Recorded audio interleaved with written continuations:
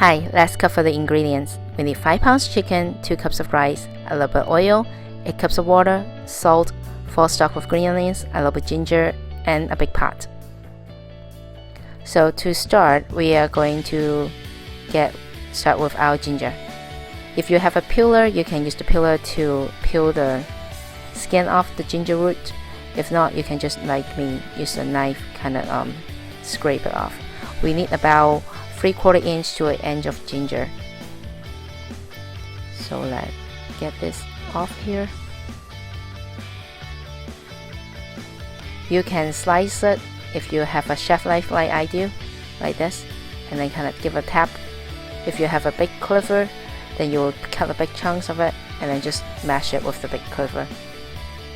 So now that it's about the ginger we need, let's scoop them away. And then we are going to prepare our green onion next. So I have 4 stalks of green onions here. We only need 2 for now and then 2 for later. So let's cut the roots off. We are going to cut them into about 2 inches chunks. This is for the homemade chicken stock, so we don't really need it to be finely chopped. And if you do not like green onions, you can scoop them out easily when the stock is done. And for the other 2, we're going to cut the roots off also. We're going to slice them, thinly slice them. This is for garnish. So if you do not like green onions, you can skip this too. But I love a lot of green onions, so I am going to chop this up. And I'm going to add a lot of them when the congee is ready. It's really get the little bites and little bites also. Alright, I'm almost done here now.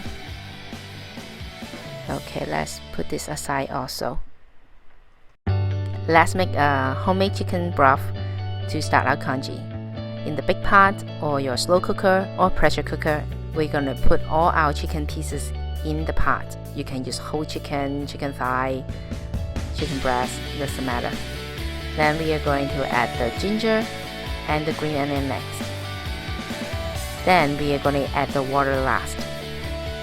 Some people would like to fill the pot up at the top and then add the chicken pieces. You can do that if you do so very carefully so that not have spillage. I would suggest you put the chicken in first and then slowly add the water at last. That just seems like the least chance that you're going to spill the chicken water all over the place. Then next we're going to turn on the stove. We're going to turn it on medium to medium high heat. For slow cooker, if you have setting, turn it on high. Pressure cooker, just press cook. While we're waiting for the chicken stock to boiling up, we are going to prepare our rice. You will want to rinse the rice about 2 to 3 times. To do that, just to get the dirt off. But if you think you have a very good quality rice, you can actually skip this step altogether so that to keep most of the nutrition and vitamins. But for Chinese, we usually do rinse it 3 times. After that, the rinsing, you will want to pause about 3 seconds just to let the rice settle down a little bit, and then slowly pour the water out so that you don't dump all the rice out too. Chinese like to use jasmine rice for the congee or just regular steamed white rice. It's a short grain rice. It's more starchy compared to long grain rice. You can also use Japanese sushi rice. It's also a short grain rice. Now we are going to add about half a teaspoon of vegetable oils in the rice. You can also use canola oil. Then I'm going to add 1 teaspoon of salt. We just lightly season the rice, and this ingredient is going to help break down the rice faster when we're going to cook it in the stock. And the last part for the seasoning is we're going to add some water in it. The water is going to be absorbed into the rice, and then that's also speed up the breakdown process when the rice go into the stock. So I'm going to stir it a little bit and just make sure that it's combined. Now we are going to use some plastic wrap, cover this up, and we will put it in the refrigerator. And if you want to super speed up the breakdown process when you cook into congee, you can actually put it in the freezer. We will take it back out when the stock is boiling. Welcome back. Now our chicken stock have been boiling for about 30 minutes. So we can check our chicken. It should reach over 165 degrees, but not too much over. You don't want to leave them in too long because it's going to get rough. You want the chicken all soft and juicy. So now we're going to remove them all out. And if you don't like green onions and the ginger, now is the time to remove them. And if you do not want too much fat in the congee, now use a skimmer to get all the fat out. But I would strongly suggest you at least leave some. For me, I just leave them all in there because it really adds a lot of flavor into the congee. But I know some of you have health reasons or just want to keep the calorie in check, then just go ahead and skim all the oil out.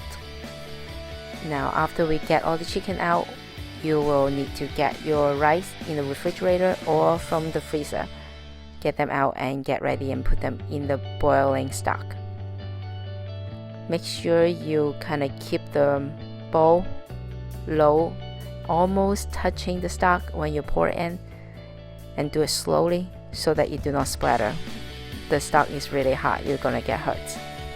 So we're gonna scoop all the rice in and then give it a little stir when they all go inside, and then we will cover the lid and then continue in medium and medium-high heat until it come back to a boil. When it's boiling up, you will want to move the lid just a little bit and leave a little gap so the steam can escape from the pot and you will not have a boil over problem. And you should constantly checking it while the next 45 minutes is boiling down and becoming congee, because sometimes you have to stir it, especially the last 50 minutes. So when it becomes thick and the rice all break down, your congee is ready. And in the meantime, we are going to shred the chickens. So while we are waiting for the congee to become congee, we are going to shred some chickens. I use 2 forks to just kind of, one to stabilize the chicken and hold it in place, and the other one to pull the chicken meat apart. If you want more uniform pieces, look prettier for presentation, you can actually use knife and just cut them in cubes and cut it off the bones, whatever way you feel like. I prefer the rustic look, just kind of use forks to tear apart. My grandma is amazing. She actually pretty much now is like still steaming hot. She can use her hand just shred it, which is the traditional way to do it. If you want to shred the chicken, it's actually with much finer pieces, but my husband and children do not like the traditional way because it's too fine for them. They rather have a chunky pieces, so that is how I show it here. I just got to kind of shred it with forks and the fork, and then just kind of leave them as big chunk. And then you're going to continue do all the chicken pieces. You don't really need all 5 pounds of chicken. Put it back in the congee when it's done. I use about half of them, and I leave the other half of shredded chickens for chicken salad later. I may also do a class for that, so stay tuned. They are very, very delicious. Okay, going back to the chicken. So save the bones just in case if your congee liquid is kind of run out before it formed the thickness of the congee set. Now you can see on the right corner right here, the congee is really steaming up a little bit, so I have to lift the lid up and then lift the gap. It's about like this much gap, about an inch. That should be pretty good. So come back here, and then I'm going to continue shred all the chickens. And then when you're all done, when you see the chicken congee is all thickening up in the pot, then we are going to add all the chicken pieces, about half of the 5 pounds, so about 2 to 2.5 pounds of chickens, back into the congee itself, and then stir it. And then do not put the leftover chicken away yet, because we are going to use some of the garnish so that it looks prettier. And in case your congee seems like already kind of drying up and is the rice still not breaking down enough, save the bones. When that happens, we're going to add some boiling water and put the bones back in, so that we continue to get some chicken flavor out from the bones, and do not dilute the flavor from the congee too much. So I'm going to see you in the next video. I'm going to show you how to add all the chicken pieces and plate the chicken congee in the bowl. Welcome back. So we have been cooking the congee about 45 minutes. You're going to stir it for these last 15 minutes or 20 minutes or so. It should look about like this. If you're much thicker, add the chicken bone back in and add some boiling water. And if it's much thinner, like soup-like, then you have to turn up the heat a little bit and stir it constantly. Now we're going to add all the chicken back in and stir, and then let it heat up all the way for the last 5 to 10 minutes. Now turn off the stove when it's all done, and then we're going to serve. Scoop them in the bowl. The whole pot is about serve 8 to 10 bowls of rice bowl. Fill it about like here, like 3/4 height. For me, for my family, each of the person usually eats 2 bowls. Even my kids, they are 6 and 7 years old, and even my 1-year-old son is a whole full bowl. So chances are that pot like this size is going to serve 4 to 5 people. And then we are going to add some shredded chickens on top. The leftover one I told you not to put away. Now we are going to put some on top as garnish. And you notice I did not add any salt apart from seasoning the rice. Now when you're serving, you can individually add some salt to taste, so that you do not oversalt the whole bowls of soup. Some people like it like plain like this. I like it taste the chickeny flavor, but my husband likes it saltier, so he usually add them at last. And if you want to season the whole pot here, I would suggest about 1 teaspoon to 1.5 at most.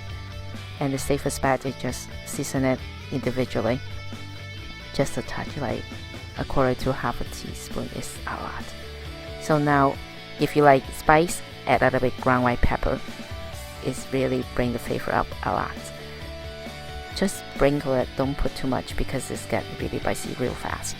And make sure you stir it in real well, because if you have a full spoon of spice, it's not gonna be fun. I have fun showing you how to make my favorite congee. I hope you enjoy them, and if you like it, please give me a thumbs up on the class review.